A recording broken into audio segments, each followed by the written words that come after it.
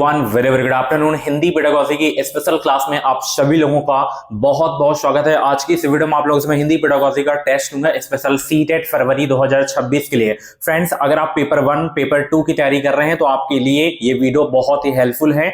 Exam से पहले आप इस टेस्ट को जरूर देके जाना। तो चलिए वीडियो को स्टार्ट करते हैं। सबसे पहला प्रश्न आपकी स्क्रीन पे आ गया है कि कक्षा 8 की अध्यापक भाषा शिक्षण के दौरान शिक्षार्थियों को व्याकरण और शब्द भंडार की आपसी संबंधता के बारे में बताती हैं। वह किस विधि का अनुसरण कर रही हैं? कोश विषयक मॉडल, सामाजिक सांस्कृतिक मॉडल या विधा मॉडल या कार्यात्मक मॉडल? बताइए करेक्ट आंसर क्या हो जाएगा। सभी को गुड आफ्टरनून, सभी को गुड आफ्टरनून। चलिए पहले प्रश्न का राइट आंसर देने का प्रयास करेंगे। इसका करेक्ट आंसर क्या हो जाएगा? तो जितने भी लोग यहां पे पहला ऑप्शन सिलेक्ट कर रहे हैं कोश विषयक मॉडल, उनका आंसर बिल्कुल सही हो जाएगा। ओके, चलिए अगला प्रश्न आपकी स्क्रीन पे है। मानवीय मस्तिष्क में भाषा अर्जन उपकरण पहले से ही मौजूद है जिसके माध्यम से प्रवेश में मौजूद भाषाओं का अर्जन होता है। यह कथन किसके सिद्धांत से संबंधित है? लेवाइगोस्की, जीन पियाजे, ब्रूनर या नॉम चॉम्स्की? बताइए करेक्ट आंसर क्या हो जाएगा। सभी लोग वीडियो को लाइक कर दीजिए। सीटेड एग्जाम को पास कर रहे हैं तो अभी के अभी चैनल को आप लोग सब्सक्राइब करेंगे, साथ ही बेल आइकन को ऑल पे जरूर से जरूर प्रेस कर लें ताकि जो भी क्लासेस हैं, जो भी अपडेट हैं, उनका नोटिफिकेशन आपको सबसे पहले हमारे चैनल के माध्यम से मिल सके। अगर भाषा अर्जन की जहां पे बात हो तो नॉम चॉम्स्की हो जाएगा। बहुत पूछा जाता है ये क्वेश्चन। ऑप्शन यहां पे चौथा आपका बिल्कुल करेक्ट हो जाएगा। ठीक है, चलिए अगला प्रश्न है। भाषा अध्यापक होने के नाते भाषा शिक्षण का आपका क्या उद्देश्य होना चाहिए? व्याकरणिक ज्ञान का विकास, स्वानिम ज्ञान का विकास, अकादमिक भाषा का विकास, संप्रेषणात्मक दक्षता का विकास? बताइए करेक्ट आंसर क्या होगा। भाषा अध्यापक होने के नाते भाषा शिक्षण का आपका क्या उद्देश्य होना चाहिए? संप्रेषणात्मक दक्षता का विकास होना चाहिए। ठीक है, यही उद्देश्य होना चाहिए। चौथा ऑप्शन बिल्कुल करेक्ट हो जाएगा। नेक्स्ट क्वेश्चन आपकी स्क्रीन पे है, यहां पे देख सकते हो भाई। बहुत ही अच्छा प्रश्न है कि कृष्ण के अनुसार कौन अधिक निवेश देखते एवं ग्रहण करते हैं, विश्वास के साथ अंतःक्रिया करते हैं और जिन बच्चों को निवेश मिलता है उनके संबंध में अधिक ग्रहणशील होते हैं? न्यून प्रभावात्मक फिल्टर, मध्यम प्रभावात्मक फिल्टर या उच्च प्रभावात्मक फिल्टर या बहुत उच्च प्रभावात्मक फिल्टर? बताइए इसका करेक्ट आंसर क्या होगा।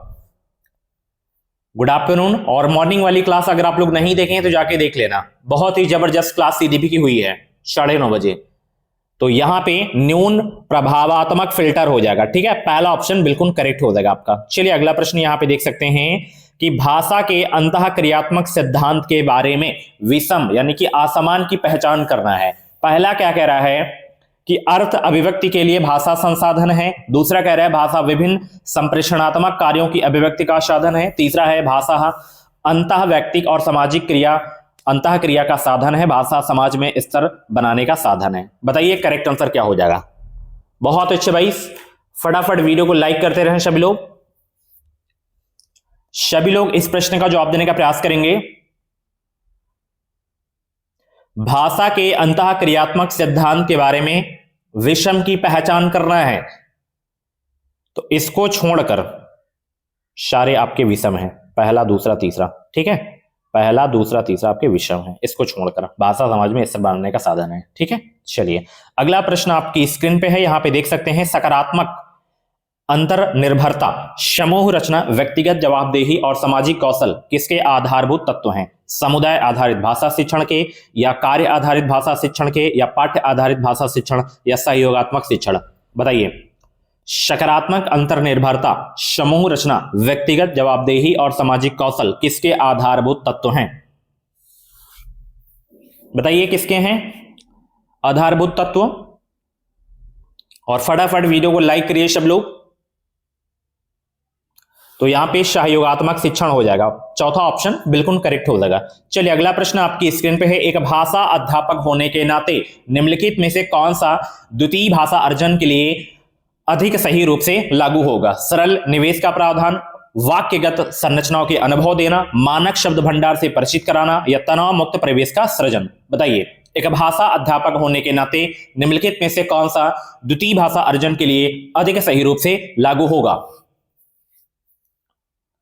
सभी लोग जवाब देने का प्रयास करेंगे। इसका करेक्ट आंसर क्या हो जाएगा?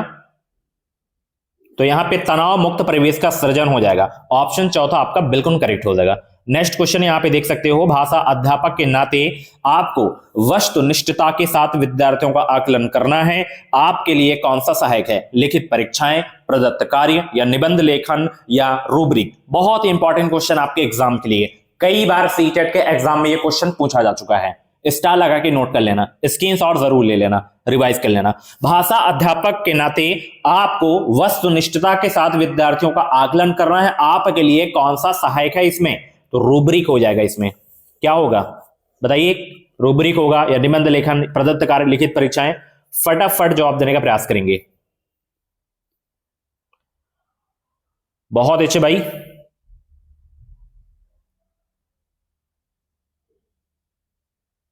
तो जितने लोग यहाँ पे ऑप्शन यहाँ पे चौथा रूब्रिक सेलेक्ट कर रहे हैं उनका आंसर बिल्कुल सही हो जाएगा। अगला प्रश्न यहाँ पे देख सकते हो, एक अध्यापक एक ही समय पर सभी मानकों का प्रयोग करते हुए विद्यार्थियों द्वारा किए गए कार्यों की समग्र गुणवत्ता का आकलन करना चाहता है। उस अध्यापक के लिए कौन से रूब्रिक अधिक सहायक होंगे? विश्लेषणात्मक, समग्रतावादी, समान, या विशिष्ट कार्य आधारित? बताइए करेक्ट आंसर क्या होगा? बहुत अच्छे भाई, सभी लोग जवाब देने का प्रयास करेंगे। तो इसका समग्रतावादी हो जाएगा। दूसरा ऑप्शन बिल्कुल करेक्ट हो जाएगा। अगला प्रश्न यहां पे देख सकते हैं, समग्र भौतिक प्रतिक्रिया के बारे में कथनों को ध्यान में रखें।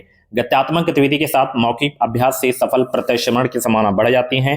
यह द्वितीय भाषा अर्जन बच्चे की प्रथम भाषा अर्जन की समानांतर प्रक्रिया है। बताइए ए सही है या बी सही है? दोनों सही है, दोनों गलत है? बताइए समग्र भौतिक प्रतिक्रिया के बारे में दो कथन दिए गए हैं, तो कौन से सही है कौन से गलत है आपको बताने हैं। गत्यात्मक गतिविधि के साथ मौखिक अभ्यास से सफल प्रत्यक्षण की संभावना बढ़ जाती है। द्वितीय भाषा अर्जन बच्चे की प्रथम भाषा अर्जन के समानांतर प्रक्रिया है। तो दोनों आपके सही है यहाँ पे, ठीक है। चलिए नेक्स्ट क्वेश्चन आपकी स्क्रीन पे है, भाषा अध्यापक होने के नाते भाषा शिक्षण अधिगम के बारे में आपका क्या मत है? बताइए क्या मत है, फटाफट जवाब दीजिए सब लोग।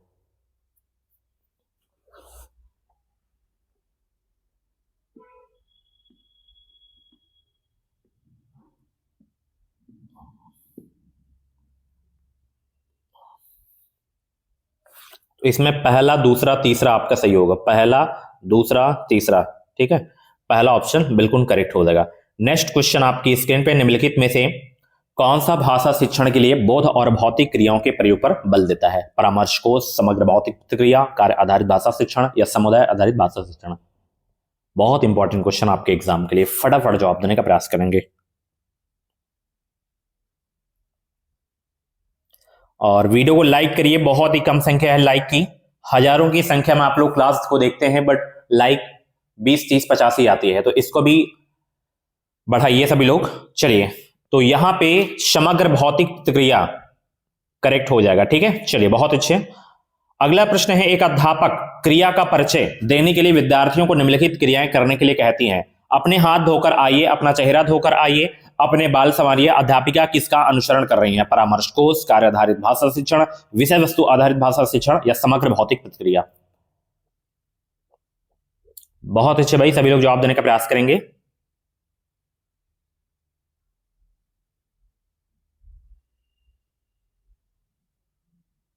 देखिए अगर हम व्याख्या के हिसाब से देखेंगे तो ये होगा, बट यहां पे सीबीएसई ने इसका आंसर ये वाला माना है, समग्र भौतिक प्रक्रिया को, ठीक है। चलिए नेक्स्ट क्वेश्चन यहां पे देख सकते हो भाई, बहुत इंपॉर्टेंट क्वेश्चन है। एक अध्यापक विद्यार्थियों को अपने काम की योजना बनाने और साथ साथ आकलन करने के लिए प्रदत्त कार्य की शुरुआत में ही विभिन्न प्रकार के रूब्रिक से परिचित करवाती हैं। उन रूब्रिक की पहचान करें। सामान्य रूब्रिक, समग्रता वाले रूब्रिक, या विश्लेषणात्मक रूब्रिक, या विशिष्ट कार्य आधारित रूब्रिक?